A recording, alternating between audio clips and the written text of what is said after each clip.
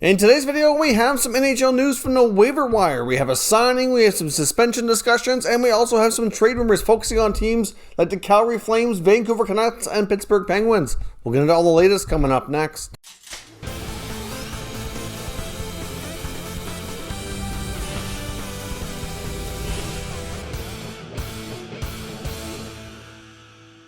So welcome back to another video here at Top Shelf Hockey. Now, as I mentioned, we have a variety of news to talk about today. Let's start off here with the NHL Waiver Wire. All players that were on waivers yesterday did indeed clear. That includes Valtteri Filppula of the Detroit Red Wings and Dominique Simon of the Calgary Flames. So both players will be able to be reassigned by their respective clubs and were not claimed by anybody else. Today we have defenseman Brendan Guhle of the Anaheim Ducks on waivers. I can't help but wonder if maybe his old team, the Buffalo Sabres, maybe might put in a claim.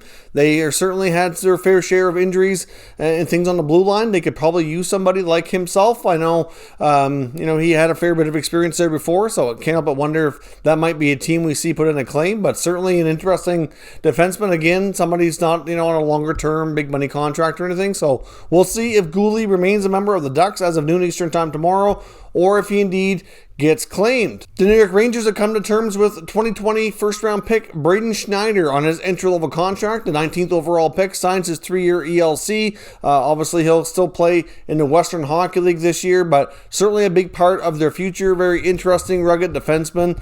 So he's officially under contract, so I would imagine there's a good possibility he'll be playing pro hockey next year. He might have a tough time making that Rangers blue line, so I'd suspect he'll likely put in some time in the American Hockey League here in the near future, but it is possible as well because he could still be eligible to do another junior season as well, so we'll see where he ends up playing next year. Now, on a couple of situations involving potential suspensions and or fines. We had a situation last night in the Colorado Avalanche where Nathan MacKinnon received an illegal check to the head. Thankfully, he does seem to be okay. However, Blitzfield of the San Jose Sharks is facing a hearing for that and very well could face a suspension. The young Dane doesn't have a ton of NHL games under his belt, so certainly an unfortunate incident. Hopefully he'll learn from, but I would suspect he'll likely get a 1 or 2 game suspension. As of the recording of this video, at least, that has not been announced. I know by the time this reaches YouTube, it's quite possible, because I do believe the hearing was supposed to take place sometime today, so it could have a result on that here relatively soon. And we also saw a situation where Alexander Ovechkin of the Washington Capitals was fined $5,000. He was in a situation against the Boston Bruins last night, battling against Bruins youngster and somewhat of an agitator, Trent Frederic. We know he's not afraid to drop the gloves, and he tries to play that agitating type of role for the Bruins.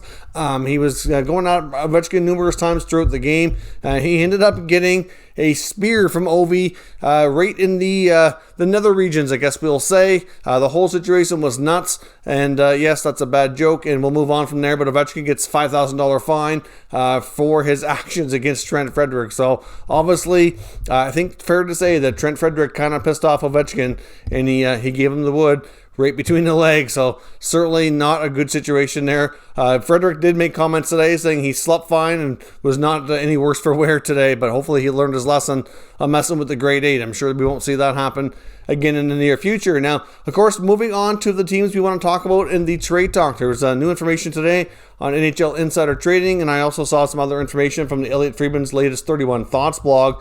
Talk about the Calgary Flames. First up, there's more information suggesting that Brad Treliving's likely shopping for a top 6 right winger if at all possible. That's what he's looking for, and I would think Sam Bennett's likely going to be one of the pieces involved trying to accomplish that. Of course, we've seen Sam Bennett's agent go public before with the trade request through Elliot Friedman on Saturday Headlines a few weeks ago.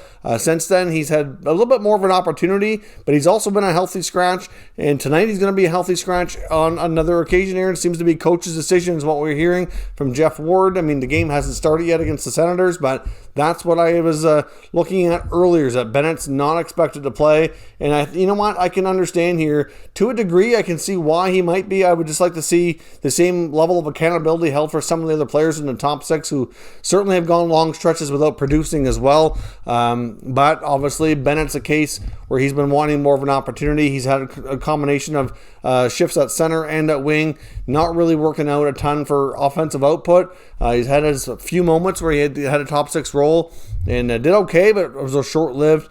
Obviously, they would prefer to have Elias Lindholm play second-line center.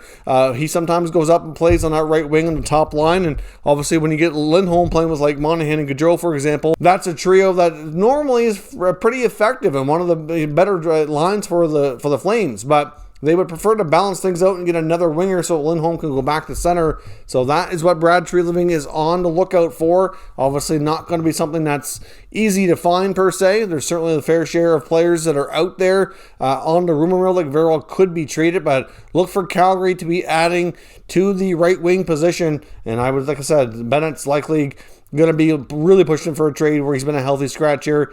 Yet again, I would like to think that saga will come to an end soon enough here. Either play him or trade him is what I would do, and we'll see how they proceed. Now, on to the Penguins. Obviously, they certainly have their fair share of things that they're looking at doing. They are getting Sidney Crosby back. He was taken off of the COVID protocol list, so that's good news. They get Captain Sidney Crosby back in their lineup. Of course, the injury to Jason Zucker is going to have him out long term.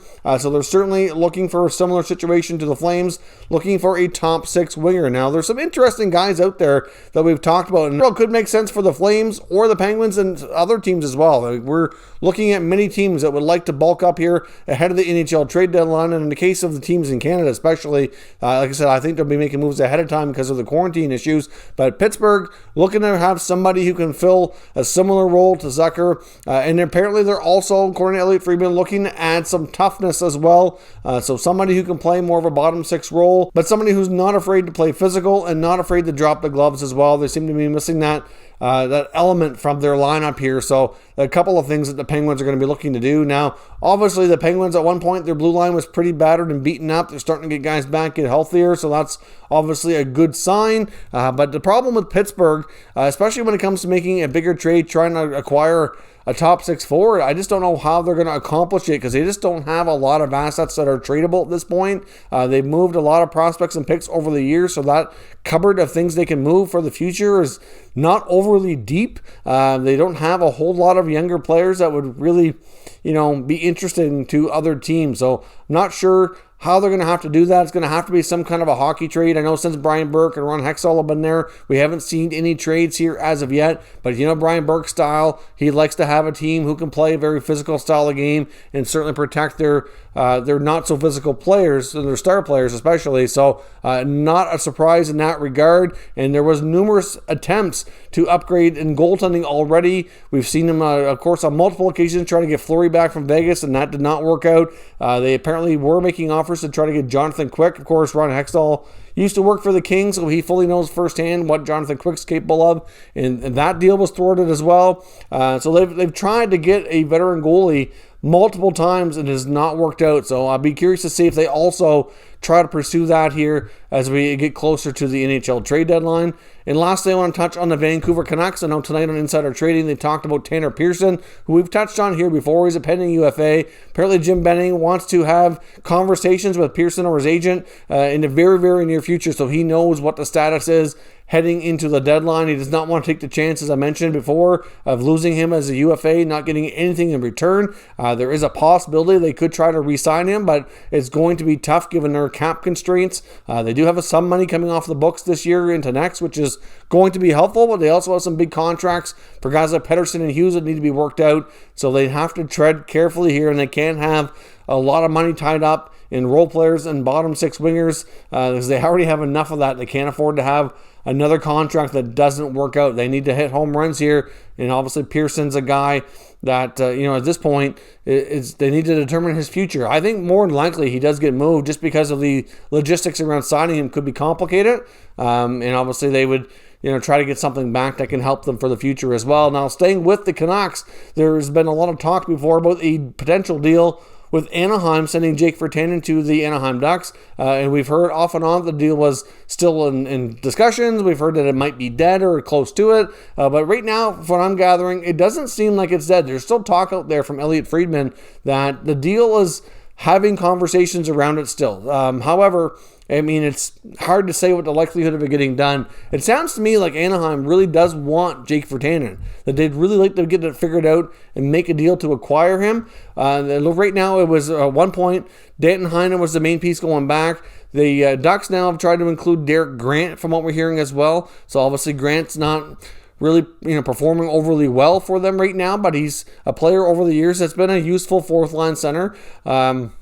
Not necessarily something that Vancouver really needs, but obviously if they can take Grant as well as Heinen to the Vancouver Canucks to send Virtanen and maybe something else, maybe they can find a way to make it work out. Hard to say exactly what that second piece is. I know we've heard Adam Gaudette's name in the rumor mill before, but I don't know if we want to see Virtanen and Gaudette in exchange for that. I'm not sure that would be a package that would be really all that even and fair, but certainly that deal is not necessarily dead. Discussions are still underway, and they're attempting to see if they can find a way to make that into a multiplayer deal that could get the deal done. Send Virtanen to the Ducks, send Heinen to the Vancouver Canucks, and maybe swap some other pieces in there. So we'll see if they find a way to make things even out. Like the big problem is Virtanen's contract next year, where it's not so much the cap hit, but the actual real cash value is substantial. It's at $3.4 million, whereas Heinen's an RFA, so they can probably get away with paying him less,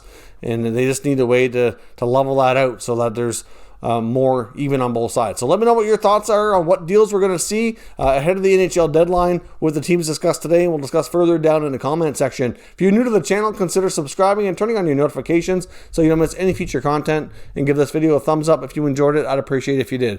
As always, thank you for watching, and I'll catch you next time.